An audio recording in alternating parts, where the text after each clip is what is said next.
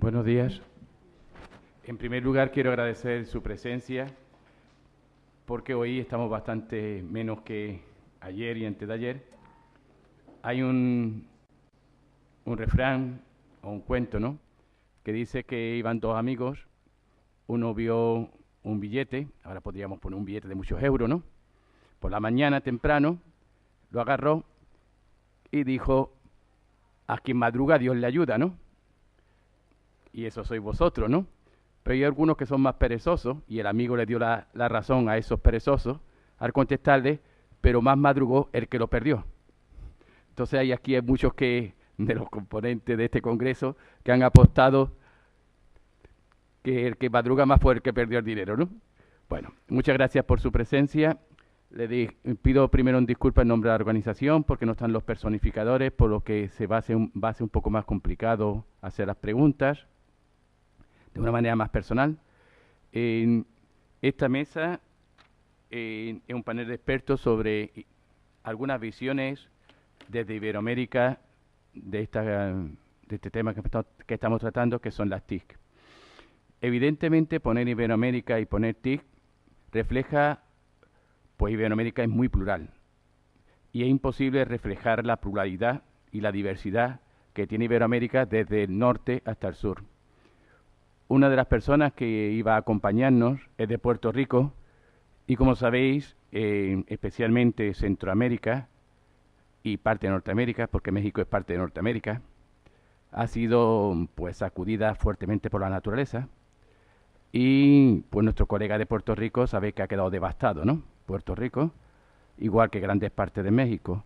Por tanto, ha sido imposible para él poder desplazarse en las condiciones en que ha quedado su país. La naturaleza está muy agresiva en aquella zona y eso ha condicionado también el que otros agentes que iban a venir de aquella zona pues no hayan podido desplazarse como hubiesen querido. Intentaremos, con los que estamos, hacer lo mejor que podamos para que poder compartir alguna de las experiencias. Mi nombre es José Manuel Ríos, ahora iré presentando al resto de los comunicantes. Soy profesor de aquí, titular de la Universidad de Málaga, pero actualmente también trabajo en la Universidad de Guadalajara, México, y por tanto estoy compartiendo esa doble naturaleza de español que trabaja en México y profesor de ambas universidades, ¿no? Le voy a presentar al resto de los que están aquí acompañándome en la mesa. A mi izquierda del todo, que va a ser nuestra primera ponente, está Silvina Manganelli, de la Universidad Nacional de Cuyo, Mendoza, Argentina. A mi izquierda también está José Luis Moreira, de la Universidad Católica de Chile. Y a mi derecha está la compañera María Dolores Hidalgo, de la Universidad de Córdoba, que nos va a presentar un trabajo sobre las TIC en Iberoamérica. Bueno, sin más preámbulo, le doy la palabra a Silvina para que nos hable de esta primera experiencia que ella quiere compartir con nosotros. Cuando quieras, al micro.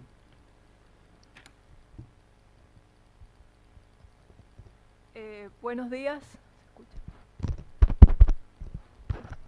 Buenos días, mi nombre es Silvina Manganelli.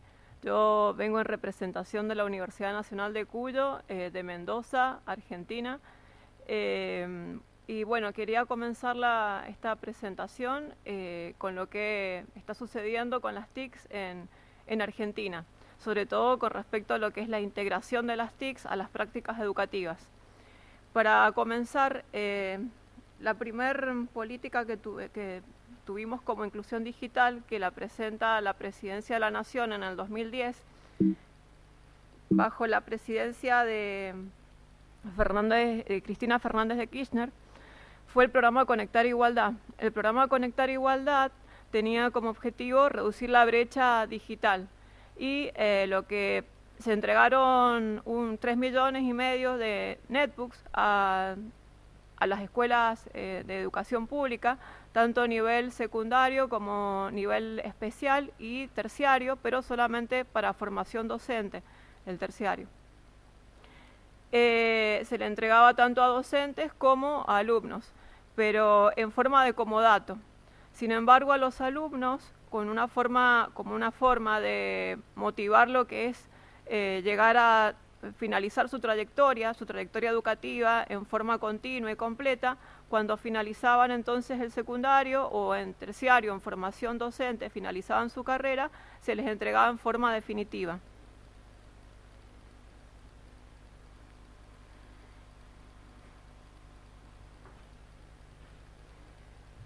Bueno, ¿en qué consistía este programa Conectar Igualdad? En una primera parte, o en una primera etapa, lo primero que se colocaba en cada institución era un piso tecnológico. Ese piso tecnológico consistía, ¿no es cierto?, en una serie de puntos de acceso, parecido a lo que son los routers, que se comunicaban con un servidor.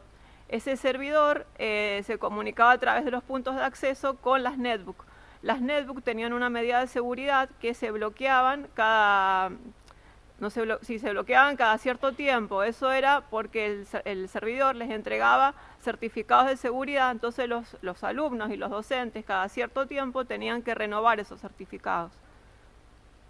Aparte, bueno, las netbooks traían a su vez, en la parte de software, dos sistemas operativos, uno propietario, que partió desde el Windows XP hasta hoy en día que tenemos el Windows 8, y después, como software libre, traía un Linux Guaira. Linux Guaira es justamente una distribución de Linux basada en Debian que fue justamente modificada por el gobierno argentino.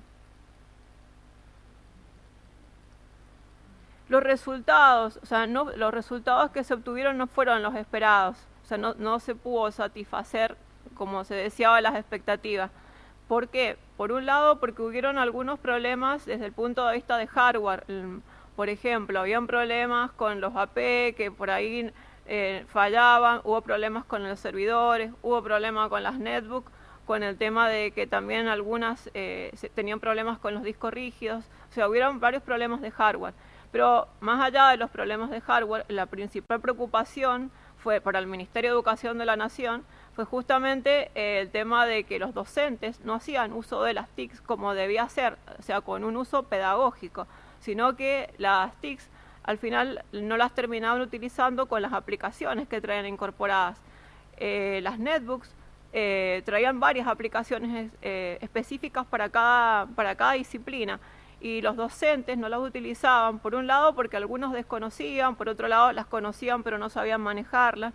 Si bien se hicieron varios cursos, pero eran cursos virtuales, entonces los docentes por ahí, como era una modalidad virtual, como tampoco tomaban esas capacitaciones, y bueno, desde ese punto de vista, digamos que por eso no fue no cumplió con las expectativas que esperaba el Ministerio de Educación de la Nación. Entonces, ¿cómo hicieron para resolver esta situación?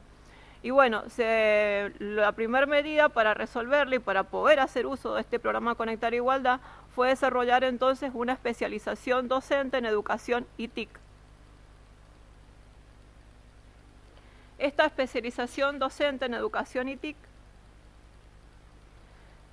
tenía justamente formar los docentes para que hicieran, ¿no es cierto?, para que utilizaran las netbooks con un uso pedagógico, para que pudieran desarrollar sus prácticas educativas con TICs, desarrollar verdaderas propuestas que integraran TICs, agregarlas a su planificación educativa. Esta modalidad fue gratuita, era semipresencial y duraba 2 años. La semipresencialidad en realidad se cursaba todo en forma virtual, pero había dos clases presenciales en cada año. En esas clases presenciales nos reuníamos, porque yo tomé la especialización, nos reuníamos un día sábado, todo el día, realizábamos prácticas integradoras de todos los espacios, los módulos que habíamos visto durante el cursado, y bueno, justamente la clase presencial duraba todo el día y nos podíamos reunir ya sea en grupos de la misma disciplina o en forma heterogénea para articular espacios, para trabajar más en forma interdisciplinar. Está organizado en 7 módulos y 2 seminarios intensivos. Cada módulo incluía un trabajo de campo diferente. Y para finalizar la especialización, debíamos desarrollar una producción final. Acá comento algunos de los módulos que estuvimos viendo en la primera etapa. Enseñar y aprender y evaluar con TICS, el marco político pedagógico de la educación secundaria superior, y en el módulo temático, en estrategias TIC, solamente podíamos seleccionar un módulo del listado, aprendiendo con videos, edición de imágenes digitales, el blog en el aula, mini aplicaciones y actividades y ejercicios, organizadores gráficos, presentaciones visuales, producción de actividades a partir del arte digital, redes sociales como entornos educativos y sistemas operativos Guaira. En el módulo temático 2, que ya eran módulos transversales, también podíamos elegir entre climas escolares, comunicación y ciudadanía, educación sexual integral, educación y memoria, la construcción de la ciudadanía en la escuela y la integración como estrategia para la inclusión.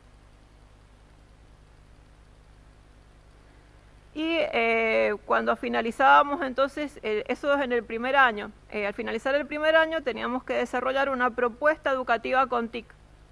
Entonces, para eso, primero teníamos que cursar uno de estos módulos y teníamos que elegir uno de estos módulos que, bueno, que estamos viendo a continuación.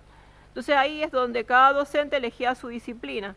Gente de matemáticas seguiría a enseñar con TIC y matemática y bueno, y gente de biología enseñar con TIC biología. Entonces cada uno elegía ahí su disciplina.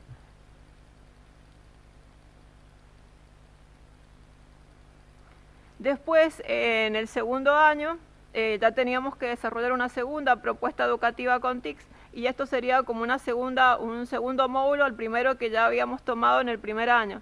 O sea, que era una continuación. Cada uno continuaba entonces enfocado en su disciplina.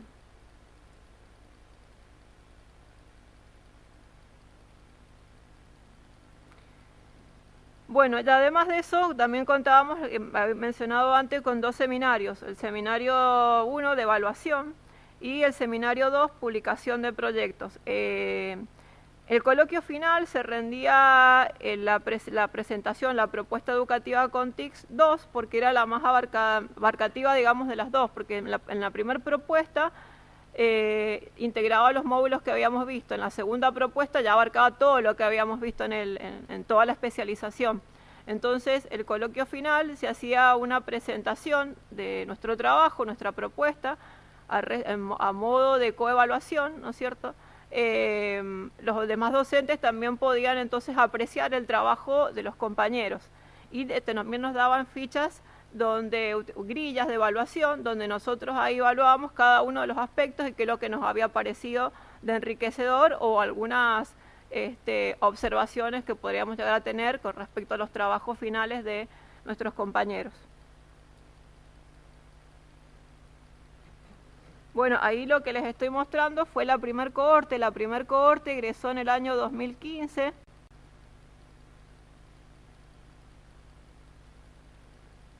Ahí a la derecha, agregué otra foto porque no salía en la otra foto, en la derecha ahí aparezco yo. Fue una experiencia muy linda, muy enriquecedora, donde pudo satisfacer justamente las expectativas tanto de los docentes como del Ministerio de Educación de la Nación. Recordemos que esto fue en toda Argentina. Si bien yo soy de Mendoza, esta cohorte que yo les mostré recién pertenece justamente a la cohorte de Mendoza, pero hubieron cohortes en una primer cohorte, pero en cada provincia, ¿no es cierto?, de la República Argentina. ¿Qué es lo que, entonces, en qué cambiaron, de qué forma cambiaron en mis prácticas educativas? O sea, cómo la especialización, digamos, generó un cambio en mí y en el uso también de las netbooks que había entregado Conectar Igualdad, y en todas, ¿no es cierto?, el software tan rico que venía dentro de esas netbooks. Entonces, bueno, yo acá doy varias materias tanto en la universidad como en educación superior, que pertenece a la DGE, que sería como un terciario. He elegido una de las materias porque justamente se llama la enseñanza matemática con TICs. Esta materia los chicos la cursan en tercer año. Y entonces quería de alguna forma ver cómo yo pude adaptar las TICs a esa materia. En la parte de resolución de problemas, entonces empezamos a trabajar con lo que son creación de cortos de video. Había también dentro de la especialización hay un canal, ¿no es cierto?, que se llama Encuentro, que es muy, propio de Argentina. En ese canal, que también está auspiciado por el Ministerio de Educación de la Nación, porque en ese canal Encuentro también vemos muchos profesores o muchos colegas que también exponen acerca de sus enseñanzas acerca de diferentes disciplinas, y dentro de ellos se encuentra Adrián Paenza, que habla justamente un profesional, digamos, matemático, que utiliza micros cortos de video, en donde expone un problema y va, digamos, como una pausa y viene después con la solución. Entonces eso nosotros lo vimos dentro de la especialización, eso me gustó mucho y justamente lo agregué a mis prácticas educativas. Hice lo mismo y lo apliqué a resolución de problemas que ven los chicos, ¿no es cierto?, en tercer año. Entonces para la resolución de problemas utilizamos, entre los que son las TICs, la cámara de la netbook o celular, YouTube y un editor de videos, porque los chicos tenían, una vez que finalizaban su video, lo subían a YouTube, lo podían compartir y a su vez lo podían editar, ya sea con el editor de videos de YouTube o con cualquier editor de videos que ellos manejaran. En la parte de probabilidad utilizamos CMAP. Si bien CMAP es una herramienta para crear mapas conceptuales, con los chicos la utilizamos para graficar el diagrama de árbol, para diagramar justamente el espacio muestral y probabilidades. También para la gráfica de funciones y construcciones geométricas utilizamos GeoGebra. Para matrices y polinomios trabajamos con CiCiLab, y para lo que es álgebra computacional con Máxima. En otras herramientas que también incorporamos a las clases, las presentaciones online. En principio, cuando tomé yo en la primer cohorte con la especialización, vimos Prezi. Lo que pasa que ahora, obviamente, que en las cohortes posteriores ya van cambiando y van agregando otro software que ya viene renovado en las netbooks de Conectar Igualdad, y también viene renovado, ¿no es cierto?, dentro de lo que son los módulos de la especialización. Ya, bueno, hoy en día estamos trabajando con Powtoons y Maze, otras presentaciones online. Con Hot Potatoes para lo que son ejercicios de multiple choice. Y bueno, todo lo que es creación y almacenamiento en línea con Drive, con Dropbox. Y este año digo porque realmente fue el año pasado, empecé a agregar lo que es aplicaciones móviles. Y dentro de aplicaciones móviles trabajamos entonces ahora ya con Magistro para lo que es la edición de video, con Kahoot, que acá estuve en las clases, las reuniones que hemos estado, ¿no es cierto?, participando, escuché que habían estado trabajando con Kahoot. Para nosotros a lo mejor es un poco una novedad en Argentina, capaz que acá no, acá es algo que es muy común utilizar Kahoot. Y Aurasma para la realidad aumentada. Y los chicos propusieron, porque estos fueron tics que ellos propusieron, un medidor de distancia, un toque Pitágora y 3D gráficos, todas aplicaciones móviles. El que lo que es aplicaciones móviles les llamó muchísimo más la atención, pero creo que la parte de realidad aumentada fue la que capturó un poco más la atención. No había, sabían lo que era el Pokémon Go, debe estar, digamos, entreteniéndose y jugando, pero no lo habían visto como aplicación, como una TIC que pudieran ellos aplicar justamente a sus prácticas educativas. Porque bueno, acá no me olvidé de aclararlo, pero la enseñanza matemática con TICs se da en tercer año, la doy en tercer año, del profesorado de matemáticas. y justamente no lo habían pensado que que había una aplicación de realidad aumentada que ellos podían aplicar a sus prácticas educativas docentes. ¿Por qué resultó? Porque la verdad que la especialización para mí y después volcarla a mi materia resultó muy satisfactoria y sobre todo también para los alumnos, en definitiva, porque justo en tercer año ellos realizan las prácticas educativas en los colegios secundarios. Entonces, encontrarse, digamos, con todas estas aplicaciones, con todas estas TIC y poder integrarlas, primero las ven, ¿no es cierto?, en la materia y después el poder saber integrarlas a sus prácticas educativas, para ellos fue sumamente enriquecedor. Es cierto que la parte de realidad aumentada con los chicos de secundaria fue un disparador muy fuerte, porque ya los chicos, digamos, capturaron la atención de los alumnos y pudieron trabajar de una forma que inesperada, digamos, porque con los colegios secundarios en Argentina, no sé cómo será acá en España, pero en Argentina, digamos que cuesta mucho capturar la atención, como que está bastante heterogéneo y, bueno, pareció lo que explicó también una colega, como que el 5% ahí de los alumnos son los que verdaderamente están atendiendo. Bueno, en secundarios todavía más reducido. O sea que es necesario, es sumamente necesario el uso de la incorporación de las TICs a las prácticas educativas para justamente tener resultados eficientes. Bueno, y en lo que es, también quería nombrar una oferta educativa, ¿no es cierto?, donde también se especializan los docentes, ya más de nivel universitario, que es una maestría en procesos educativos mediados por tecnología, que brinda la Universidad Nacional de Córdoba. Está acreditado por CONIAUS. CONIAUS es la Comisión Nacional de Evaluación y Acreditación Universitaria. También es virtual, de modalidad virtual. Esto también lo comento porque también, ¿no es cierto?, es una forma, una maestría con la que nos contamos para, de alguna forma, aprender, ¿no es cierto?, el incorporar las TICs a nuestras clases, a nuestra planificación y tener un uso pedagógico de las mismas.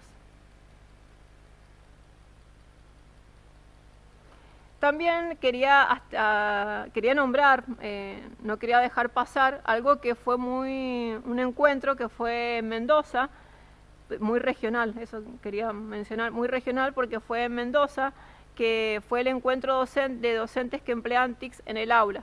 Estos encuentros comenzaron en el año 2011 y está organizado por el Colegio Tomás Alva Edison, por medios de comunicación como el Diario de los Andes y como la empresa EXO, que es una empresa que desarrolla soluciones tecnológicas.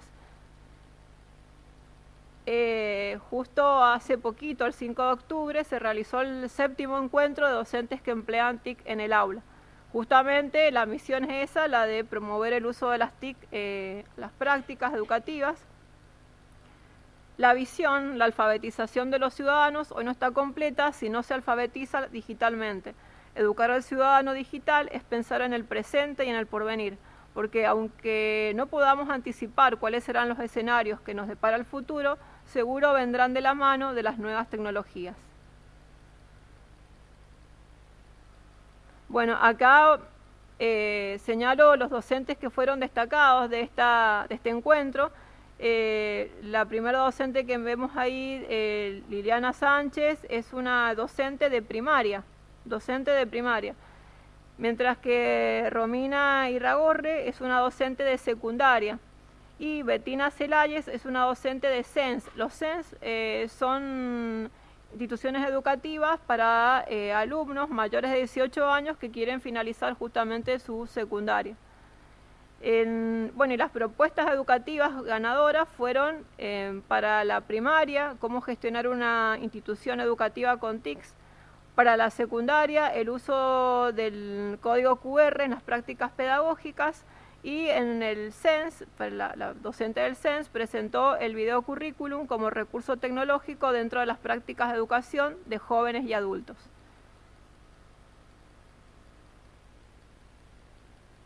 Y bueno, lo valioso de este encuentro fue justamente el destacar el uso pedagógico de las TICs.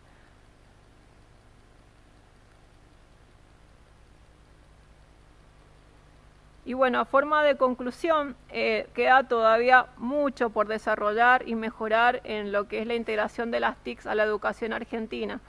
Sobre todo en el tema de tomar conciencia de lo relevante que son las TICs en las carreras de formación docente y la relevancia de las TICs en el aprendizaje de los alumnos. ¿Por qué menciono esto? Porque todavía hay docentes que siguen viendo las TICs como algo secundario, algo no relevante, incluso a los alumnos, o sea, no las integran, si las utilizan a lo mejor solamente un Power en vez de reemplazar el pizarrón para reemplazar el pizarrón con la tiza. Algunos docentes, no digo todos, hay un cambio fuerte, se está viendo un cambio fuerte, pero todavía siguen, ¿no es cierto?, algunos docentes con esa metodología de enseñanza totalmente expositiva.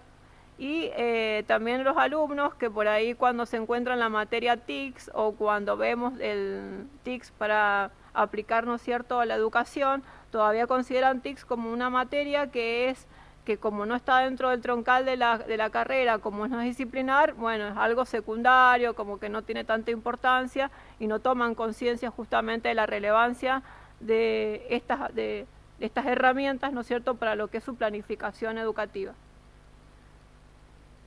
Reflexiones finales, quería dejar dos. Una de la que no es lo mismo saber manejar TICs que enseñar con TICs. Esto es porque yo soy ingeniera en informática. Entonces, cuando estaba cursando la especialización, todos me decían, para vos esto es re fácil porque vos sabes manejar TICs, vos sabes muchísimo de tecnología, entonces seguro que no te va a costar nada. Pero no es lo mismo. Eso es lo que siempre costó diferenciar justamente a los docentes y a los alumnos de la especialización, que no es lo mismo. Yo puedo saber mucho de manejar TICs, pero no es lo mismo que enseñar con TICs. Justamente en eso se enfocó también mucho lo que fue la especialización. Y por último, citando, ¿no es cierto?, a Albert Einstein, si uno busca resultados distintos, entonces no debería ser siempre lo mismo. Bueno, muchas gracias.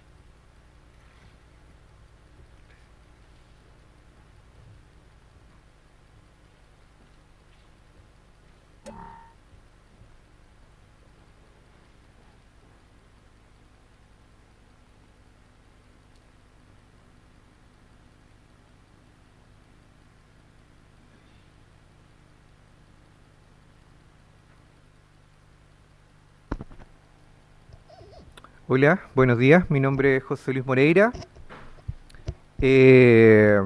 Vengo de Chile, como decía José Manuel. También soy de formación de la parte ingenieril. Soy ingeniero en informática, como la colega. Docente un poco más por convicción. Les agradezco estar acá presente. Sé que es difícil partir a las 9 de la mañana. Es difícil para mí también llegar a esta hora. Esperamos hacerlo un poquito dinámico, ir al grano, y si tienen preguntas, totalmente dispuesto a ayudarlos. Les voy a partir contextualizando un poco la problemática, los resultados y la forma de trabajo que nosotros hemos aplicado directamente en Chile. Voy a hablar un poquito de lo que son los ambientes virtuales de aprendizaje, usando la simulación, pero en equipos específicos de maquinaria pesada. Ya son estos camiones de alto tonelaje, creo que acá en España le llaman dumper, y equipos bastante específicos y caros que vamos a ver a continuación. Para contextualizar, les comento que nuestra institución tiene 5 sedes, donde se hace obligatoria, por decirlo, el uso de las TIC. ¿Por qué? Nuestra primera sede está en Antofagasta, Luego a 875 kilómetros tenemos la segunda sede que está en Coquimbo, una sede cercana a 243 kilómetros. Luego tenemos la otra sede separada a 728 kilómetros. Y luego dos que están más cercanas a 143 kilómetros. Si sacamos la primera sede que está en Antofagasta, en la parte norte donde está el desierto de nuestro país, hasta la sede que está, digamos, en la parte centro-sur del país, son aproximadamente 1900 kilómetros de distancia, ¿ya? Entenderán que tenemos que buscar herramientas que nos permitan estandarizar y no podemos mover nuestros alumnos de la sede Antofagasta a Leu a hacer algo, ¿ya? 1900 kilómetros para ustedes, me imagino, salen directamente del país. Nosotros somos un poco más angostos y estamos de la cordillera directamente al mar, o sea, si nos movemos un poco nos estamos bañando y después estamos a 4300 metros de altura. Para ponerlo en contexto de la realidad que vivimos y a lo mejor qué podríamos hacer con ustedes y qué pueden hacer ustedes también no teniendo estas condiciones tan extremas. En la parte pedagógica, nuestra institución sustenta 4 pilares fundamentales. La educación centrada en resultados de aprendizaje, la formación basada en competencia, trabajamos con los 3 saberes, el saber ser, ya la parte conductual de los alumnos, valores, ética, el saber hacer, cómo realizar las cosas directamente, y el saber saber. Hay que tener una base de conocimiento necesaria para poder aplicar los otros saberes. Ahí pueden ver una foto del docente actuando como facilitador en un sistema de planta minera pedagógico reducido que lo podemos tener directamente dentro de un aula. O sea, no llevamos a los docentes ni a los alumnos a una mina por las condiciones de peligro, de seguridad, pero sí traemos la mina al aula. O sea, podemos aplicar tecnología a menor escala directamente en las aulas de clase. La problemática, que a lo mejor para nuestro país no es una problemática, 55% de las exportaciones de Chile corresponden hoy día a productos mineros, ¿ya? El 6% de los ingresos fiscales son derivados de la minería. Aquí pueden ver una mina a rajo abierto, una de las más grandes del mundo, es Chuquicamata, que está en el norte del país. Hoy día esta minera presenta un problema de eficiencia, ya los camiones no pueden dar toda esta vuelta por las canteras para poder extraer el mineral, entonces las mineras están empezando a trabajar con minería subterránea, ¿ya? Entonces comprenderán que a los alumnos que están en el aula, que le estamos explicando hoy día con maquinaria sumamente cara, cómo trabajar en minería a rajo abierto, de aquí a 5 años les tenemos que explicar cómo trabajar con minería subterránea. Cambian maquinaria, cambian procedimientos, cambian conocimiento, cambian actitudes, cambian habilidades. Tenemos que saber responder dinámicamente a todos estos cambios. Puse esta imagen, Chile es líder, solamente para sacarme de acá adentro que no clasificamos al Mundial, ¿ya? En algo tiene que salir Chile en primer lugar, en exportación de cobre, ¿ya? Hoy día somos el primer país que exporta cobre al mundo. Otros minerales, tenemos la plata, un poco de oro, molibdeno, ¿ya? Pero principalmente cobre. Entonces, si les preguntan qué hace Chile y en qué se destaca principalmente, primer lugar en exportación de cobre a nivel mundial. De fútbol, por favor no conversemos más. Acá hay una foto de un dumper. Este es un dumper pequeño, ¿ya? Ahí pueden ver, este es uno de gran minería, pero partiendo de la gran minería, tiene una capacidad solamente de carga de 226 toneladas, más el peso de la estructura del camión. Pueden ver que una persona, relativamente 1,70 m, no alcanza a llegar a la mitad del neumático. ¿Se imaginan si nosotros a los alumnos los subimos directamente, sin la experiencia a manejar este tipo de equipos? ¿qué pasaría? ¿Sería rentable para una empresa? ¿Es rentable para la formación? ¿Para la misma familia del alumno, sin tener experiencia, subirlo a ese tipo de vehículo? Realmente no se puede. O sea, para nosotros era una problemática cómo realmente damos una formación en el aula que sea segura, pero que cumpla todos los elementos necesarios para que el alumno salga realmente preparado para el ambiente productivo. ¿Qué buscábamos? Reproducir un entorno de trabajo similar al real. Apoyar el proceso de desarrollo de competencias. El alumno siempre tiene que tener las competencias que realmente está requiriendo el sector productivo. En muchas charlas ya han hablado de que hoy ya estamos formando personas que realmente no van a necesitar el mercado del sector productivo por el constante cambio que se está haciendo. En Japón, reemplazando robots atendiendo bancos. Entonces, ¿qué necesitamos? A alguien a lo mejor que trabaje en la parte de robótica. O sea, tenemos que evolucionar en forma permanente para poder darle una salida laboral real a nuestros alumnos, ¿ya? Y finalmente, evaluar las competencias en forma objetiva. O sea, el proceso evaluativo se tiene que seguir realizando de alguna forma y tiene que ser una forma que realmente dé la seguridad de que las cosas se están realizando y se están realizando bien. Acá hay un término, bueno, nosotros tenemos muchos términos un poco anglosajones, me parece que acá le llaman gamificación, allá lo conocemos como gamification, lo mismo, ¿cierto? O ambientes virtuales de aprendizaje apoyados por simuladores, ¿ya? Hoy día, ¿cómo trabajamos a los alumnos con un entorno realmente agradable para ellos? O sea, alguien ve esto y se imagina con un PlayStation jugando, ¿cierto? Un proceso de aprendizaje mucho más lúdico, donde el docente ya pasó una parte formativa de conocimiento, pero ahora está realmente viendo que la operación y las competencias se desarrollaron en esos alumnos y lo prueba en simulación, ¿ya? Equipos de simulación.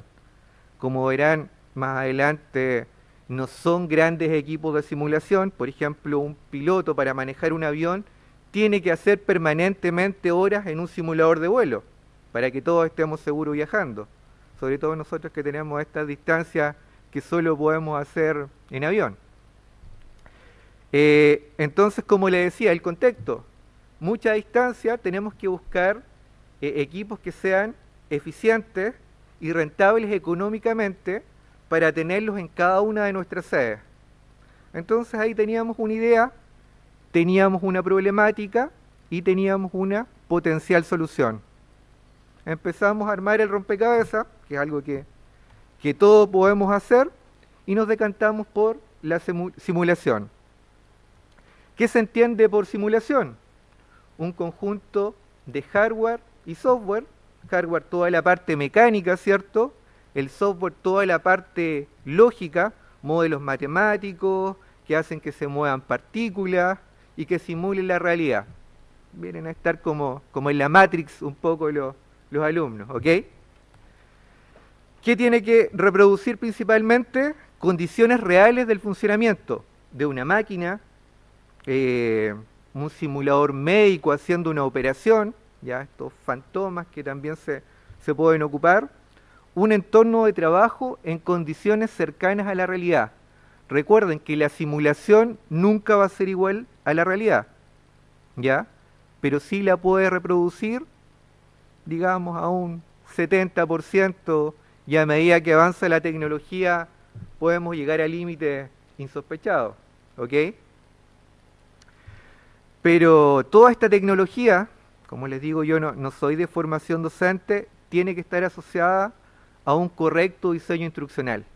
No podemos ocupar toda la tecnología, gastar todos los recursos, si no hay un trabajo previo de diseño instruccional, programas de estudio, perfiles de egreso, ¿ya? Tenemos que construir una base para poder trabajar directamente y aplicar la tecnología. La tecnología por sí no soluciona nada, ¿ya? Nosotros hacemos que la tecnología no solucione problemas. Ahí ven algunos tipos de simuladores. ¿ya? La simulación partió principalmente por el desarrollo militar, ya no van a ir manejando tanques, perdiendo horas de submarinos, entrenamientos de armas. Lamentablemente, a veces la carrera armamentística, ¿cierto? Y la parte de Fuerzas Armadas nos dan algunos beneficios. Y muchas veces, gran parte de los beneficios tecnológicos que podemos aplicar en el aula vienen por un desarrollo militar. Lo que pasó con Internet, ¿cierto? Que partió de ARPANET, de un tema militar. O sea, tenemos que ver lo bueno a veces de las cosas malas. Ventajas del aprendizaje de simulación. O sea, hoy día la simulación ya sabemos que tiene grandes beneficios, pero tiene que tener un trasfondo, ¿cierto?, pedagógico para que la pueda soportar. Posibilita secuencias progresivas de ejercicios. Ustedes pueden tener un alumno en un aula que pueda practicar ilimitadas veces, sin necesidad de que ustedes como docentes, como facilitadores, estén presentes. ¿Por qué? Porque después ustedes pueden revisar toda la progresión que el alumno hizo. Queda guardado en una base de datos, queda toda la ejecución que él hizo de un proceso, de una conducción, de una reparación. Entonces siempre lo pueden estar revisando y podrían estar aprovechando ese tiempo en sus investigaciones, ¿ya? Y el alumno sigue el proceso de aprendizaje en forma permanente. Permite familiarizarse directamente con la máquina, ¿ya? El alumno directamente no va a tener acceso a grandes maquinarias, pero en una maquinaria simulada siempre la va a poder ver, va a poder tocarla, va a poder ver los controles, tiene una gran cercanía. Motiva al alumno. Si ustedes al alumno directamente le ponen herramientas tecnológicas que ellos se consideran hoy día nativos digitales, que la van a conocer, el mismo celular con el tema, como decía la colega, de realidad aumentada, el alumno se va a sentir motivado directamente y predispuesto a aprender. Finalmente, permiten la continuidad, trazabilidad y además permiten un tema de costos, optimizan los recursos en el aula. No tenemos que desembolsar grandes sumas de dinero porque lo podemos hacer en forma escalable. Ya podemos partir con 5 equipos de simulación e ir creciendo en forma progresiva.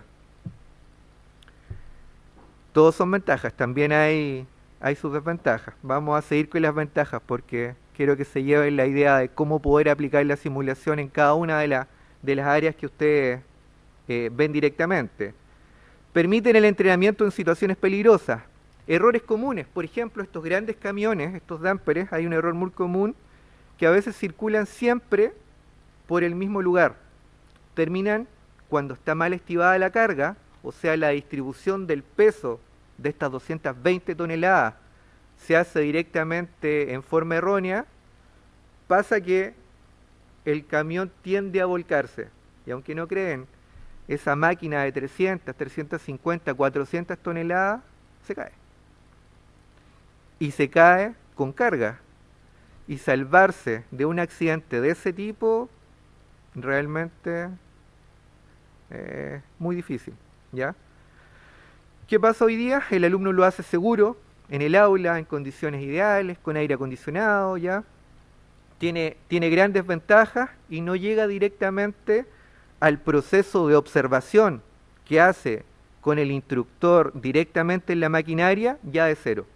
Ya tiene un conocimiento que le permite aportar y hacer preguntas específicas del proceso que está ejecutando.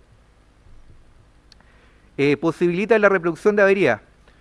Ustedes se preguntarán qué significa eso. ¿Se imaginan si yo cortara un neumático que vale $500.000?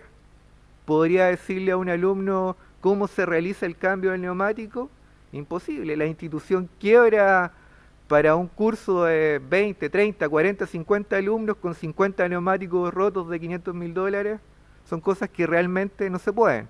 Con la simulación sí lo podemos realizar. 1, 2, 3, 4, 5, las veces que queramos. Permiten trabajar riesgos, errores de camioneta, herramientas colaborativas, cómo se cruza una máquina, una motoniveladora, no sé si tienen los mismos nombres acá, con estos dampers, cuáles son las distancias obligatorias. Yo lo estoy hablando directamente enfocado a la minería, ¿ok? Pero se puede utilizar la simulación en cualquier campo, y se utiliza en muchos campos. Y permite también al facilitador o al docente detener en cualquier momento la simulación cuando ve que realmente el alumno lo está haciendo en forma correcta. ¿Ok? Son equipos caros, ¿ya? Cuando partimos este proyecto estuve revisando equipos de simulación, alrededor de $1 millón, un solo equipo con inversión completa y una mantención anual de $100.000. Entenderán que para tener 20 equipos para un curso, lo multiplicamos por 5 sedes, se hace totalmente inviable, ¿ya? Tenemos que sacrificar un poco de inmersión. Inmersión son los grados de semejanza a la realidad, ¿cierto?, del entorno, por masificar el producto. También existen costos adicionales que ya les comentaba, el tema de las averías, la suspensión de clases por condiciones climáticas, ¿ya? Trabajar en alta cordillera es estar expuesto a condiciones que caiga un rayo cerca, lluvias, nieve, como la tormenta que tuvimos acá el otro día, multiplicada por 10 en alta cordillera, ¿ya? Que trabajan sobre los 2.000, 3.000 metros. Entonces se hace totalmente inviable reproducir esas condiciones si no es en un ambiente controlado, ¿ok? Y hoy día también el docente tiene la facilidad de apretar un botón, ponerle nieve, apretar otro botón, ponerle niebla, cambiar las condiciones climáticas para que el alumno pueda reaccionar preventivamente frente a un cambio imprevisto, ¿ok? Ahora, todas estas maravillas, ¿qué necesitamos? Necesitamos fondos, ¿ya? Me imagino que gran parte de ustedes tiene la problemática de cómo conseguimos fondos para poder ejecutar estos procesos. En Chile tenemos el MESESUB, ya que es un fondo del Ministerio de Educación, que pudimos levantar fondos, que estuve como director de estos dos proyectos, un proyecto del CCU 1101, que partió del 2011 hasta el 2013, asignación de fondos, partimos con el piloto en una sede en el área de simulación, y el 1405, que culminó el 2016, nuevo fondo, pudimos replicar en todas las sedes nuestros laboratorios de simulación, y finalmente estamos viendo ahora estos proyectos de la Comunidad Europea en cooperación con Iberoamérica, que también nos permite hacer este tipo de proyectos. O sea, los fondos concursables están. Ustedes busquen la problemática, busquen la idea, busquen cómo llevarla a cabo, y realmente, si lo quieren, lo van a poder lograr, ¿ya? Teníamos que salvaguardar también la perspectiva del estudiante. Aquí ya estábamos dentro del proyecto, teníamos los fondos, teníamos el dinero para comprar los equipos, pero nos enfrentábamos a nuevas problemáticas. ¿Qué piensa el estudiante? El estudiante era el que más fácil reaccionaba frente a estos equipos de tecnología, ¿ya? Pero la perspectiva del docente, el docente tiene una reticencia, no está muy predispuesto, por lo menos en Chile, al cambio, ¿ya? Y ahí encontrábamos una problemática donde teníamos que hacer programas de formación y perfeccionamiento docente. Esta parte no era directamente las ciencias básicas, no era química, no era matemática, no era biología, no era geología, ¿ya? Eran docentes que eran ingenieros, geólogos, ingenieros en minas. Entonces teníamos que darle la parte formativa para que pudieran llevar a cabo estos programas. Y finalmente, como se ve ahí, un docente un poquito octogenario, que son los que tienen la experiencia, también teníamos que reforzarlos en el uso de la tecnología. ¿Podíamos hacerlo nosotros como centro directamente si no tenemos una gran cantidad de investigación? No. ¿Pero qué tenemos que hacer? Buscar partners, socios de negocio, establecer alianzas. Buscamos alianzas, yo mismo me puse a llamar por teléfono directamente a gente que no conocía, ¿ya? Si me respondían bien, si no me respondía, lo seguía intentando. Y llegamos a conocer a la gente del IUT de Bayón, de la Universidad de Pau, ¿cierto?, en el País Vasco, cerca de San Sebastián, donde con ellos trabajamos toda la parte instruccional. Luego trabajamos con la Universidad de Valencia, con el Instituto de Robótica y Tecnologías de la Información, ya con Rafael Durán, que es el director del instituto. También no lo conocían hasta antes del proyecto. Llamadas telefónicas y correos electrónicos. No crean que me gasto desde Chile todo en llamadas telefónicas para acá. Con ellos vimos toda la parte de desarrollo. Me vine un mes a trabajar con ellos, le explicamos qué era lo que necesitábamos en Chile, qué parte teníamos que simular, qué máquinas específicas debíamos simular. Ellos trabajan expertos en el área de simulación. Tenían desarrollos en conjunto, investigación la tenían hecha, nosotros las aplicamos a nuestro campo. Y finalmente con Innoeduca, ya, acá de la Universidad de Málaga, trabajamos en la parte de los programas de formación docente. Son los expertos en el área de formación docente, tienen investigación asociada. Nosotros tomamos este conocimiento, llevamos a algunas personas a Chile directamente y trabajaron en el 2015 formando docentes. Así que si no tenemos los conocimientos, tenemos que realmente buscar socios de negocios que sí los tengan, ¿ya? Tenemos que formar alianzas directamente y nunca perder, ¿cierto?, el foco o el punto de vista de que si la primera vez que me contacto me rechazan, va a haber otras 2, 3, 4, 5 personas que sí me van a contestar y me van a ayudar a resolver mi problemática. Hoy día que estamos simulando, motoniveladora, bulldozer, scoop de minería subterránea, el dumper, el camión minero, el jumbo drilling. Jumbo drilling, no sé si lo conocen, es una máquina que en minería subterránea hace perforaciones, muy complicada de operar. Transportadores de troncos en la parte sur del país, donde no hay minería, pero sí se trabaja con la celulosa, ¿ok? Y finalmente, para apoyar y complementar, realidad aumentada en el tema de soldadura, ¿ya? Pero todo esto lo estamos llevando directamente al aula en forma simulada. Lo que implementamos, sí, es necesario. Tenemos además máquinas, no de estas grandes dimensiones, pero sí nos ayudan bastante a complementar los conocimientos que el alumno hoy día obtiene de esta maquinita.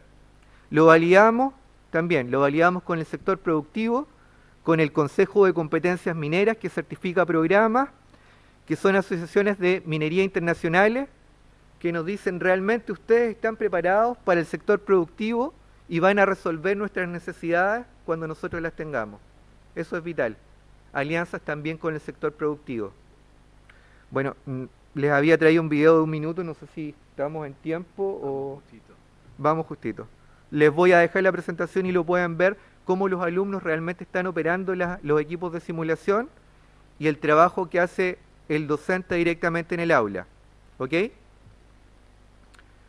En la parte de conclusiones, el uso de simuladores realmente es una decisión estratégica, tiene un gran impacto formativo, ¿ya? Y tiene un impacto económico, abarata costos de una manera impresionante, y la calidad formativa, si se hace todo el trabajo de diseño instruccional, realmente se saca provecho de este tipo de herramientas.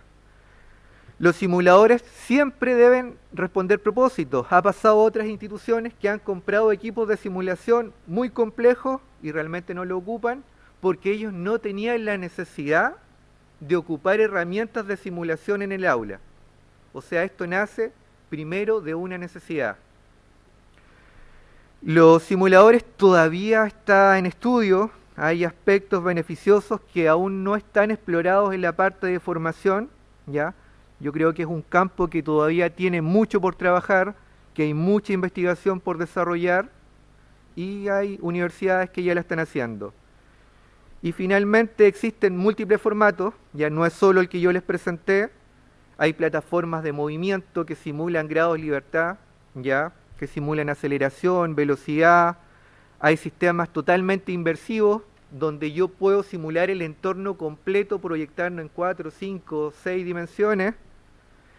Se puede hacer en forma online, un simulador de eficiencia energética, en una plataforma, en una consola.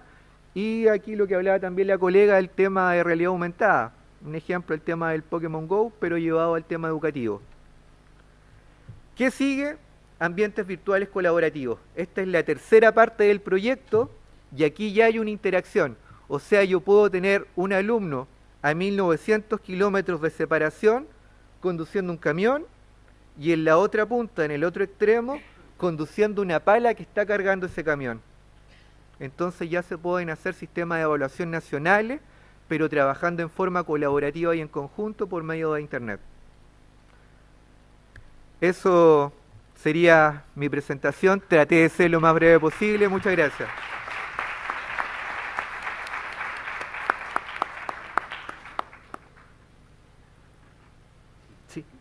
Sí, el conector.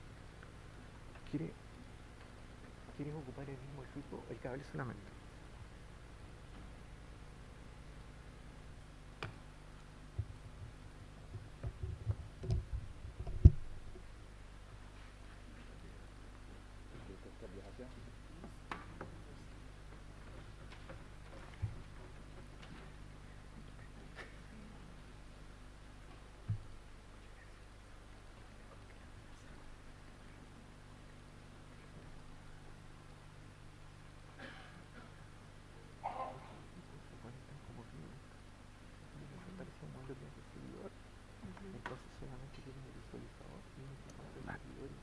De acuerdo.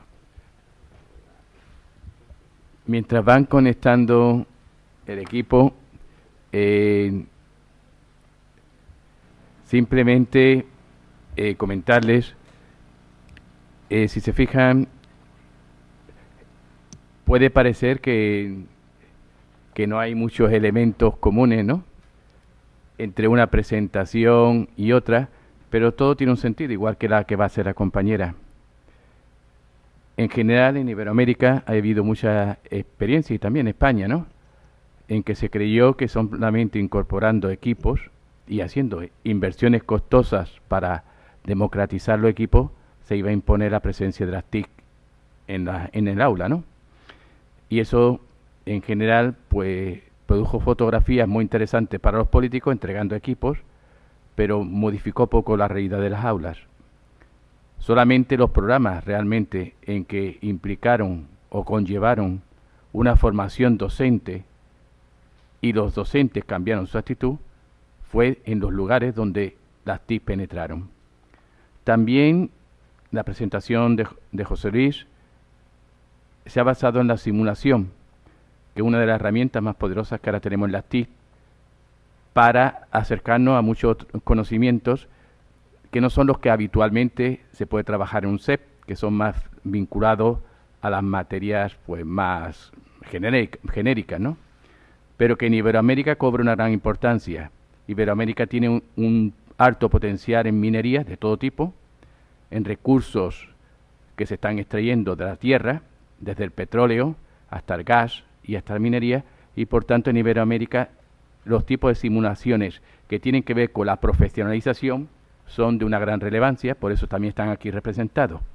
Y ahora, para complementar esta presentación, vamos a acudir a un aspecto social, y es la presencia de las mujeres, es decir, cómo las mujeres y las TIC se están relacionando, que también tiene una gran repercusión en Iberoamérica, porque con el modelo de desintegración de la familia tradicional, que se está produciendo de una manera más lenta en Iberoamérica que en otros continentes, las mujeres están llevando aún más peso del que llevaban anteriormente, con el consiguiente riesgo de quedar mucho más excluidas de lo que anteriormente estaban, sobre todo las mujeres que tienen niveles o pertenecen a estratos bajos, ¿no?, económicamente. Y creo que nuestra compañera nos va a aportar datos bastante interesantes sobre este aspecto. Cuando quieras. Buenos días. ¿Se escucha? Ahora. Buenos días. En primer lugar, agradecer a la organización el haberme invitado a participar en el Congreso de Buenas Prácticas Contigo. La ponencia la voy a enfocar un poco pues en lo que es las mujeres y las TIC en América Latina. Fundamentalmente voy a hablar un poco en general de lo que es la brecha digital, centrándome en la brecha con perspectiva de género. Voy a presentaros unas estadísticas de algunas regiones de Latinoamérica y vamos a hablar un poco pues de esa brecha y cómo está ahora mismo pues la situación allí. Me he basado en las últimas estadísticas porque, como ya os explicaré más adelante, no hay muchos datos y los datos no están muy actualizados, los que he encontrado, ¿no? Pero bueno, ahora lo iremos viendo. Como introducción, pues bueno, estamos ante una revolución social y tecnológica, como todos sabemos. El siglo XXI pues se caracteriza pues por ser el siglo de la sociedad de la información y la comunicación. Lo que nos quiere decir esto, pues que surgen nuevas competencias y habilidades. Eso hace que tengamos nuevas formas de aprender, nuevas formas de expresarnos, de relacionarnos. Por lo tanto, con las nuevas tecnologías, pues hay nuevas formas de comunicarnos, ¿no? Eso ofrece pues una serie de ventajas en un principio. Quedarse al margen del uso de las TIC pues implica no aprovecharnos de esas ventajas. Las TIC pues ofrecen ventajas como son la información. Como todos sabemos, pues podemos obtener información de que cualquier noticia que ocurre en un momento dado, en un país, en un momento inmediato, pues nos enteramos por las redes sociales, por los medios de comunicación. También un aspecto positivo en la comunicación, podemos estar comunicados con cualquier persona en cualquier parte del mundo. Las tecnologías también aportan a la educación muchos elementos muy positivos. Bueno, yo como soy profesora, ¿no?, concretamente de la Facultad de Ciencias de la Educación, para mí, para mis compañeros y compañeras, es fundamental utilizar estas herramientas de las tecnologías porque nos damos cuenta cómo los alumnos y las alumnas han cambiado, están acostumbrados, pues bueno, prácticamente desde que nacen a utilizar pues la tablet, el ordenador. Entonces no podemos mantenernos al margen en educación de usar estas herramientas, ¿no? Además, pues son motivantes y muy atrayentes para ellos y ellas. Entonces nosotros consideramos fundamental utilizarlas en nuestras clases. Pensamos también que es interesante dejar de lado un poco el libro de texto porque ya no sirve tanto aprender tantos contenidos y tantos conceptos de memoria, porque gracias a las tecnologías, pues la información en el momento que queramos, con un clic la tenemos ahí. Por lo tanto, el aprendizaje memorístico y sin un sentido ya no va teniendo tanta importancia. Obviamente hay cosas que es importante también memorizar y aprender, ¿no? Pero hay que utilizar estas herramientas en educación porque, bueno, pues son fundamentales, son motivantes, al profesorado nos sirven y pues a los alumnos la verdad que lo reciben y las alumnas con mucho agrado. También, pues evidentemente, esto afecta a las tecnologías, a las relaciones. Las relaciones son diferentes. ¿Cómo nos relacionamos hoy en día? Por una parte, las tecnologías ofrecen, bueno, en un sentido positivo, nos podemos relacionar, como ya he dicho anteriormente, con personas de cualquier parte del mundo, pero otra parte y otra cara negativa de las relaciones es que parece que cada vez nos estamos volviendo como más insociables, personas más solitarias. Vemos cómo vamos andando por la calle y vamos con el móvil y, bueno, pues no vamos ni pendientes de las señales de tráfico. Es habitual también sentarnos en una mesa con los familiares o con las amistades e incluso a mí me ha pasado estar con un grupo de amigas y estamos todas sentadas en una mesa y hablando por el grupo de WhatsApp, mandándonos algo, ¿no? Alguna imagen, alguna foto. En ese aspecto nos estamos viendo también un poco como seres más solitarios. Entonces se contradice un poco. La misma vez que las tecnologías te posibilitan el relacionarte con los demás por medio de estas herramientas, el tema del WhatsApp y demás, que tiene aspectos muy positivos, también hace que nos volvamos un poco más solitarios y más insociables. Y evidentemente también las oportunidades, es importante tener en cuenta las oportunidades que nos ofrecen las tecnologías. las tecnologías, han supuesto a la sociedad de la información y comunicación nuevos puestos de trabajo y además, pues, ofrecen también hoy en día, la verdad que por otra parte, la persona que no tiene destreza, no tiene estas destrezas, pues se va a encontrar también pues con una desventaja y surge también lo que es una nueva desigualdad, la desigualdad del siglo XXI. Desigualdad por desconexión, como dice Reigadan, ¿no? Es decir, hoy en día la persona, por desgracia, que no domina las tecnologías de la información y la comunicación, ¿no?, pues se va a encontrar con unas barreras, porque hasta para echar un currículum en un puesto de trabajo, todos sabemos que ya es muy común que nos digan que lo echemos por internet, que entremos en su base de datos y rellenemos todos los campos. Entonces es verdad que las desigualdades también, la doble cara de la globalización y de las tecnologías, pues es esta también, que por una parte, además de ofrecer muchas ventajas, en regiones pues más marginales y de exclusión, que no tienen acceso a estas tecnologías, pues las desigualdades se intensifican. Quisiera también comentaros un poco de manera general que hay, pues bueno, se habla de una primera brecha digital, que es la brecha de acceso. Según esta brecha, pues todo el mundo, sobre todo regiones más marginales, no tienen acceso ni conexión a Internet, ¿no? No hay infraestructura. Entonces eso supone una barrera, como he comentado. Pero esta no es la más grave en los países latinoamericanos, porque más o menos esta brecha se ha ido superando en los últimos años. El acceso, además, incluso entre hombres y mujeres, es igualitario, como veremos más adelante. Lo peor es la segunda brecha digital, que se refiere al uso que se hace de esas tecnologías, ¿no? Y hay otra tercera brecha digital que se refiere a la calidad de ese uso, a las capacidades y habilidades que uno posee. Es donde aparece la brecha digital de género, a partir de la segunda brecha digital, la del uso. El uso, por parte de mujeres y hombres en Latinoamérica, es diferente, el uso que hacen de las tecnologías. Ya no es tanto una barrera en el acceso, pero sí en el uso que hacen. La brecha digital de género afecta más intensamente a las mujeres. Como ya he comentado, la primera brecha, la de acceso, está prácticamente en todos los países superada. Veremos ahora en una estadística donde mujeres y hombres acceden a Internet de la misma manera, incluso son las mujeres las que acceden en mayor medida que los hombres. Por lo tanto, la brecha de acceso en estas regiones está superada. Pero sí, el uso que le dan es diferente. Tienen un uso más restringido y, bueno, se relaciona también con actividades que requieren menor destreza tecnológica. Ya veremos también más adelante por qué es, ¿no? Eso también se debe un poco pues a las barreras de género que existen. La sociedad patriarcal y androcéntrica en la que hemos vivido durante siglos y años, ¿no? Pues hay unas barreras de género que son esos roles, estereotipos, carreras feminizadas, masculinizadas, discriminación laboral.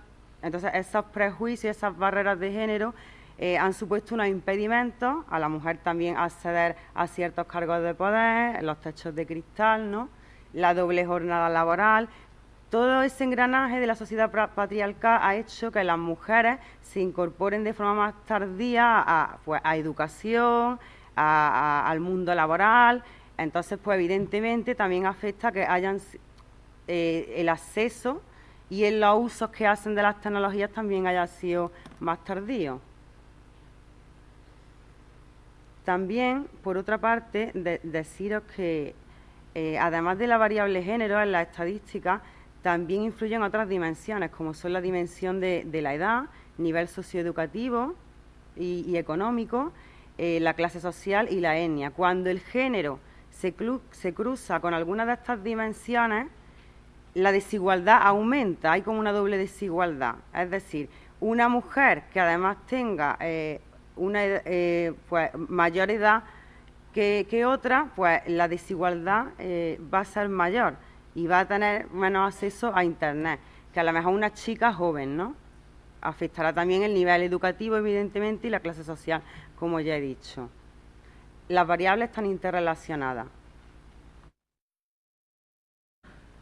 Las causas y consecuencias de estas barreras de género, ya he comentado un poco, son estos roles y estereotipos que tradicionalmente se han asociado a hombres y mujeres. Por ejemplo, en las carreras universitarias, ellas suelen elegir carreras pues más feminizadas, como son magisterio, enfermería, trabajo social, y ellos estudios más técnicos, como ingeniería, informática, química. Eso hace que ellas pues tengan menor vocación por carreras más técnicas, como son las matemáticas, informática. A la misma vez, eso nos conlleva a que la participación de las mujeres también sea más baja en ocupaciones que tienen relación con las tecnologías de la información y la comunicación. Además, bueno, pues numerosos estudios también nos dicen que hay una falta de participación y presencia de las mujeres en la producción de contenidos digitales, algo que es muy importante también. Al ellas no participar en lo que son la creación de contenidos digitales, se observa que hay un sexismo en contenido en Internet. Un ejemplo muy claro pues serían los videojuegos. Los videojuegos y cómo se presentan mujeres y hombres en los videojuegos. O también podéis verlo pues en anuncios que también hay por Internet. Cómo está representada la figura de la mujer, ¿no? Siempre pues el aspecto de belleza, de sexualidad, debilidad. Y ellos pues siempre suelen ser, los representan como más activos, más violentos. Entonces pues ese tipo de cosas hay que cambiarlas. Si la mujer también tuviera lugar y tuviera cabida en ocupaciones y tuviera mayor presencia también en carreras relacionadas con las tecnologías, pues habría una visión también femenina y se cambiaría también un poco, pues se erradicarían esas barreras que hay.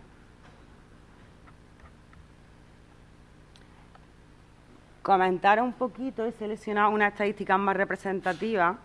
Las estadísticas, las últimas que he visto, están actualizadas a fecha de 2016, pero aunque las fechas de las estadísticas son de 2016, las últimas estadísticas recogidas eran de 2012. Con respecto al acceso a Internet en el hogar por sexo, en Latinoamérica, en 2012 solo encontré estadísticas de Brasil, Costa Rica, Ecuador y México, ¿no? En este último año, pues bueno, el acceso a Internet, como he comentado anteriormente, aquí no se muestra una brecha digital porque ha crecido en los últimos años. Los 10 países con mayor acceso a Internet de la región son Brasil, México, Argentina, Colombia, Chile, Perú, Venezuela, República Dominicana, Ecuador y Costa Rica. En varios países de la región, como se puede observar en el gráfico, las mujeres igualan a los hombres en el acceso y, como he comentado anteriormente, incluso reflejan un mayor acceso. Como se puede observar no se ve a lo mejor muy bien la barrita azul es referida a los hombres y la barra verde a las mujeres. Esto nos indica que la primera brecha digital de acceso en los países latinoamericanos se ha superado, sobre todo en estos países. No obstante, claro, en países más marginales y en entornos rurales, esta brecha sigue siendo alta, pero en los países, por ejemplo, los que señalo aquí, esa brecha está superada en Brasil, Costa Rica, Ecuador y México. Países más marginales pues no tienen esta infraestructura y la brecha sigue siendo bastante amplia.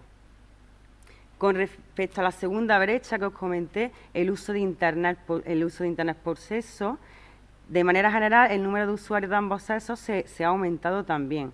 No obstante, también la brecha es mayor en el caso de las mujeres.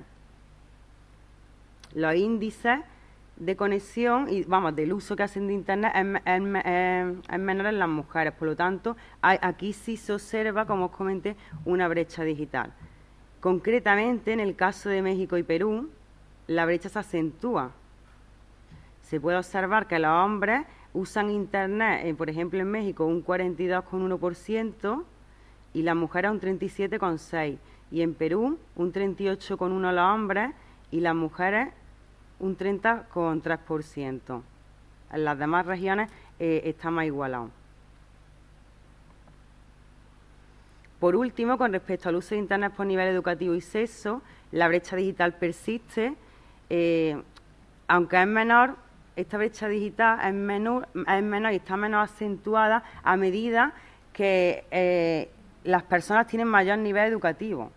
En general, hay brecha de género en todos los niveles, pero en el ámbito ya terciario, en lo que es el instituto y la universidad, hay mayor número de participación de mujeres, incluso en la universidad hay más mujeres que hombres en estos países, pero, claro, y la brecha digital se iguala, incluso llega a ser menor en el caso de las mujeres. En niveles inferiores la brecha digital es más alta. En la universidad, sin embargo, se iguala o las mujeres pues usan más el Internet incluso que los hombres, ya en niveles más superiores. En Costa Rica se puede observar, Ecuador y México disminuye la brecha en el nivel universitario, como se puede observar en las estadísticas.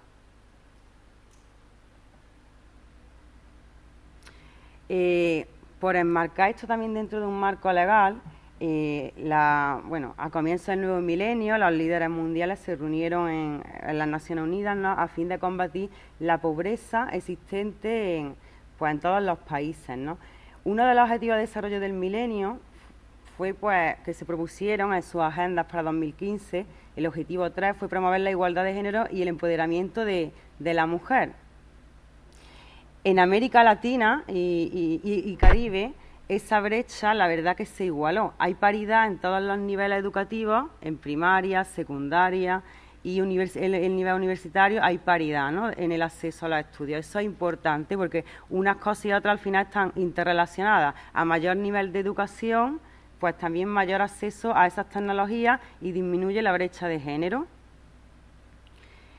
Una vez revisados los objetivos de desarrollo de milenio, se propusieron pues unos nuevos objetivos que son los objetivos de desarrollo sostenible a alcanzar en 2030 y que quisiera resaltar pues el objetivo quinto, que es lograr la igualdad entre los hombres, entre los géneros y empoderar a todas las mujeres y las niñas. Y concretamente, dentro de ese objetivo a alcanzar de aquí a 2030, una de las metas es mejorar el uso de la tecnología instrumental, en particular la tecnología de la información y la comunicación, y promover el empoderamiento de la mujer.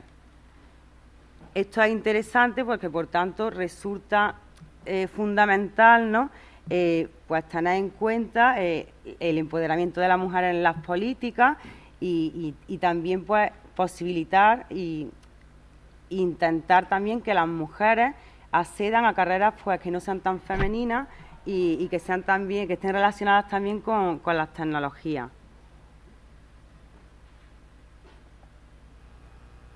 Por último ya, y como conclusiones, deciros pues bueno que es necesario también en las regiones más rurales de Latinoamérica, es necesario superar ese acceso a la infraestructura y a los servicios TIC para que en esas regiones donde el acceso sea un problema se solvente. Deciros que la brecha digital de género, pues al fin y al cabo es un reflejo de la brecha social que existe, de la desigualdad que hay en educación entre hombres y mujeres, de la desigualdad en salarios, de la desigualdad en la inserción laboral. Las mayores desempleadas son mujeres. Como ya ha comentado el compañero, también ellas, incluso incorporándose al mundo laboral, cuentan con esa doble jornada laboral, ¿no? Trabajan fuera y dentro de casa, ¿no? Tienen esa doble carga. Entonces todavía hay mucho que hacer, ¿no?, para superar esa igualdad. Las tecnologías tenemos que verlas como aliadas para alcanzar esa igualdad y ayudar pues a reducir pues esas diferencias de género. Promover participación de mujeres en carreras y técnicas científicas, como he dicho. Resulta fundamental integrar también a las mujeres en ocupaciones relacionadas con las TIC. Y no solo que sean usuarias, sino profesionales también que trabajen en este campo, como os comenté también anteriormente, para que haya una mirada femenina también en los anuncios publicitarios, en Internet, en todo lo que se hace, ¿no? Y se erradiquen esas barreras. También es muy importante visualizar el papel de las mujeres que ya están trabajando en el sector productivo y educativo. Si las mujeres tienen modelos de referencia, mujeres emprendedoras, pues es más fácil que una chica pues elija estudios universitarios. Si no hay modelos de referencia, pues como todavía hay unos roles y unos estereotipos muy asentados, van viendo desde pequeñas pues que hay como unas carreras que son masculinas y otras que están tipificadas como femeninas, ¿no? Y desde pequeños, sin darnos cuenta de forma subliminal, le vamos orientando a seguir un camino u otro. Y ante todo hay que promover el desarrollo integral de la persona, ofrecerle todas las posibilidades y que sean ellos y ellas las que elijan esa salida. Muy fundamental y muy importante es pues, promover políticas públicas de inclusión de género, de igualdad, de oportunidades en este campo de las tecnologías de la información. Si no tenemos un marco legal, si las regiones en sus políticas no contemplan la perspectiva de género, pues es complicado que se haga algo, ¿no? Fundamental también promocionar la investigación en cuestiones de ciencia, tecnología y género. A mí me ha costado encontrar estadísticas desagregadas por sexo y además las tecnologías siendo un campo que evoluciona de forma tan vertiginosa, las últimas que he encontrado son de 2012 y estamos en 2017. Entonces, debemos de otorgarle más importancia a las tecnologías de información y comunicación y además ofrecer datos desagregados por sexo, visibilizar cómo están las mujeres y los hombres, ¿no? Y bueno, yo como profesora que soy, ¿no? Pues también pues considero muy importante en el plan de formación de los alumnos y las alumnas, pues tanto en la formación inicial como en la permanente del profesorado, incluir cursos y aspectos relacionados pues con las tecnologías. Y bueno, ya con esto pues concluyo. Si queréis alguna pregunta. Muchas gracias. Ahora después. Muchas gracias, María Dolores.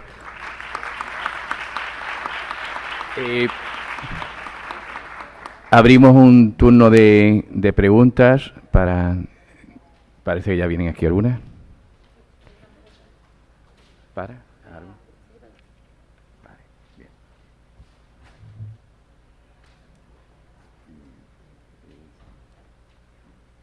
Una para ti, otra para mí. ¿Lo lees?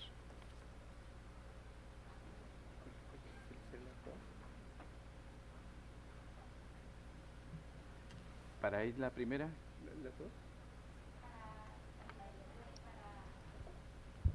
Hola. Bueno, acá hay una pregunta bastante técnica de las características del servidor, velocidad de internet, servidor y PC de estudiantes.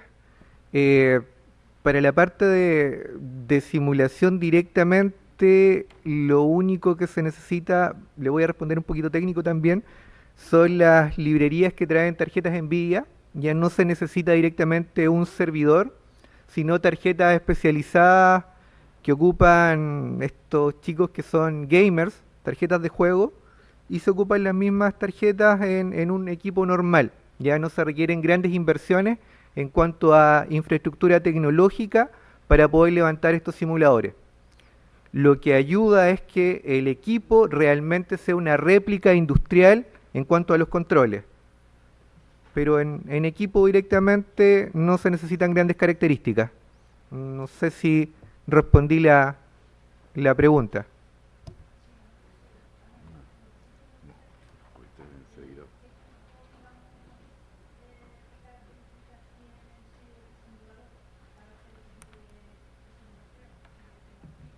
Bueno, todo el procesamiento lo hace la tarjeta gráfica. Ya es una tarjeta gráfica GTX 1070.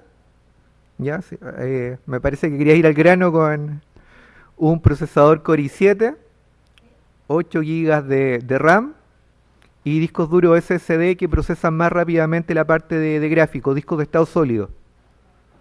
Eso serían las características generales del equipo.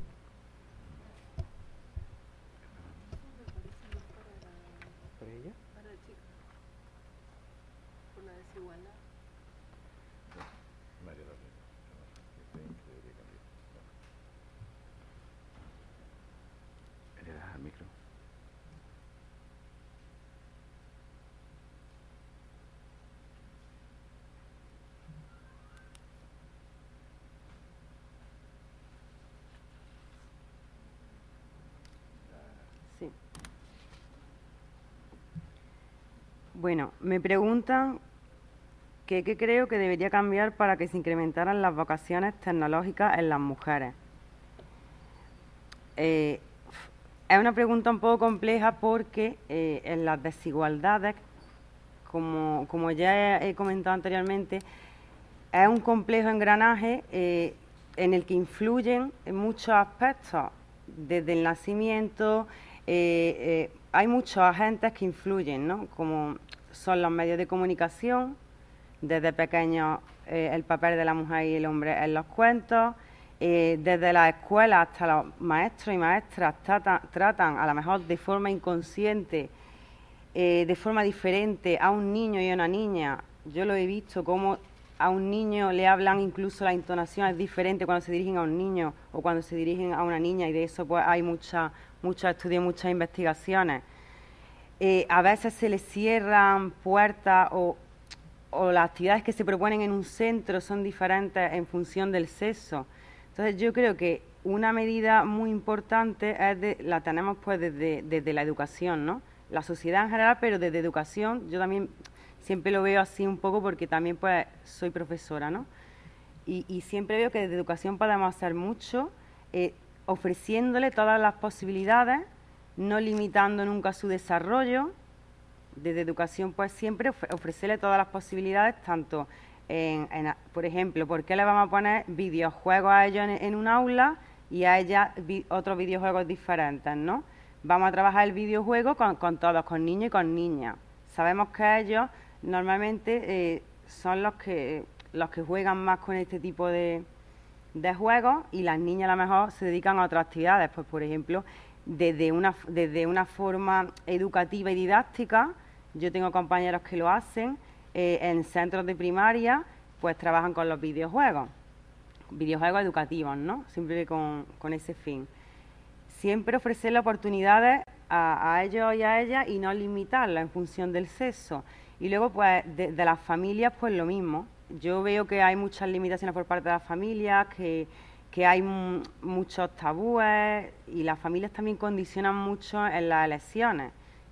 Eres una niña, tienes que ser tal, prefiero que mi hija sea tal cosa o sea maestra, y si a lo mejor la niña quiere ser ingeniera, pues no lo ven tan bien, ¿no? Como a lo mejor que un niño quiera estudiar educación infantil, tampoco lo ven. Las familias también condicionan mucho un poco sus elecciones. Entonces yo creo que la sociedad en general tenemos un compromiso por velar y erradicar esas desigualdades.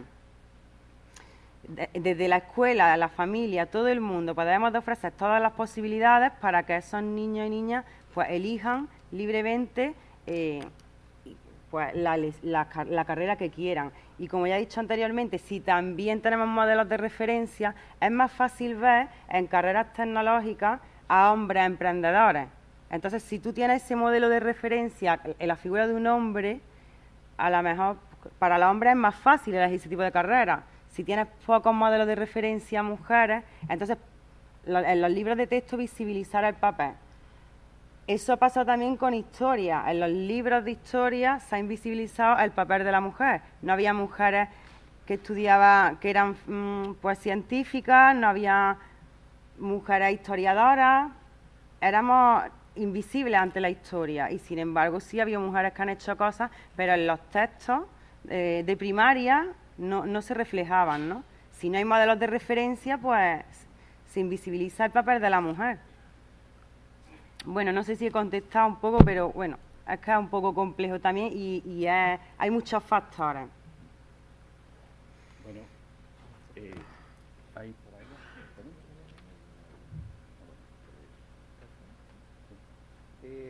Me pregunto las desventajas al utilizar equipos de simulación cuando el estudiante se enfrenta al mundo real.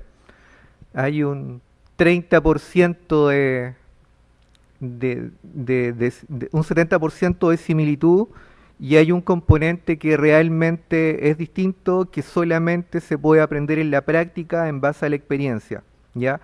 Lamentablemente todavía no hemos logrado capturar ese componente de experiencia que se da directamente en la práctica.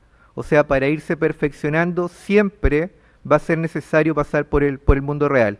Esa sería la principal desventaja, pero finalmente son mayores las ventajas que esta desventaja que les hago mención.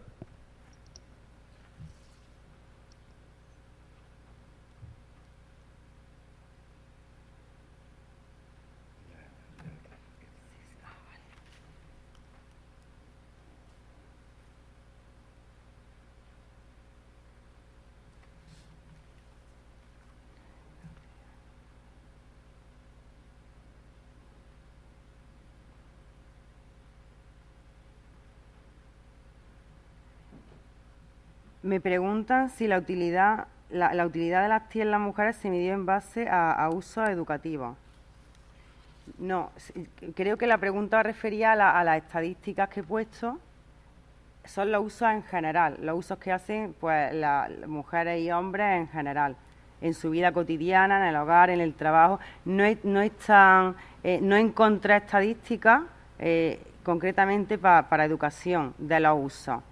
Sin embargo, por ejemplo, para España sí encontré muchas estadísticas, sí tenemos muchas estadísticas y actualizadas, donde además se veía claramente para qué se metían mujeres en Internet y para qué se metían los hombres. En España sí me resultó más fácil ver que había estadísticas. En América Latina no encontré estadísticas donde además hubiera claramente diferenciado esos usos. Creo que son necesarias esas estadísticas, pero yo no las encontré. O sea, las que yo he puesto son generales. Bueno, muchas gracias a todos los que habéis estado aquí en esta sala. Vamos a ir terminando ya la mesa para dar mesa a la siguiente. Puede haber calendarios apretados. Simplemente resaltar que en Iberoamérica, mientras que en Europa ha habido crisis y la crisis ha empobrecido a mucha más gente, ¿no? Especialmente en España y en algunos países como Grecia, etcétera, ¿no? En Iberoamérica, según el Banco Mundial, ha habido 100 millones de personas que han abandonado la pobreza y están ahora en la clase media vulnerable. Lo cual, teniendo en cuenta que es mucho más desigual que nosotros, es un poco de esperanza en el sentido de que, bueno, las tendencias se invierten, ¿no? También quiero resaltar, porque creo que una de las grandes soluciones para Iberoamérica estará sobre todo en lo que ha comentado, la conectividad. En la medida en que estén todos conectados, será mucho más fácil eliminar cualquier brecha. ¿Por qué? Porque las clases pobres de Iberoamérica valoran mucho la conectividad. De hecho, cuando se han hecho encuestas, los que se entusiasman más con el uso de Internet son precisamente las clases más marginales, porque los otros personas tienen acceso a muchos más servicios. Y para las personas pobres, el acceso a Internet les da un alto nivel de satisfacción. Entonces, bueno, hemos intentado dar una muy breve visión desde algunos aspectos de la realidad iberoamericana. Esperamos que haya sido útil para todos los que han estado aquí, para todos los que hemos compartido, y ahora pasamos a la siguiente mesa. Muchas gracias por su asistencia.